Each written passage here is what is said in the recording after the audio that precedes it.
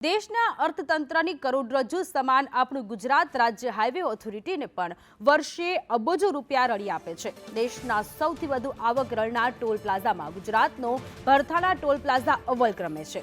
National highway 48 પર સ્થિત વડોદરા અને ભરૂચ વચ્ચે આવેલા Bharthana toll plaza Karjan toll plaza તરીકે પ્રખ્યાત છે।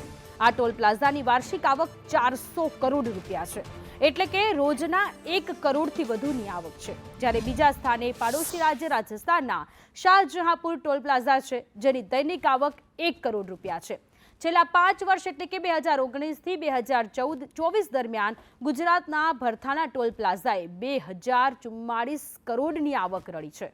તેવી રીતે રાજસ્થાનના શાહજહાંપુર ટોલ પ્લાઝાએ 1884 કરોડ, પશ્ચિમ બંગાળના જલાધુલાગોરી ટોલ પ્લાઝાએ 1539 કરોડ, ઉત્તર પ્રદેશના બારાજોર ટોલ પ્લાઝાએ 1481 કરોડ, હરિયાણાના ઘરોડા ટોલ પ્લાઝાએ 1314 કરોડ રૂપિયાની આવક રળી છે।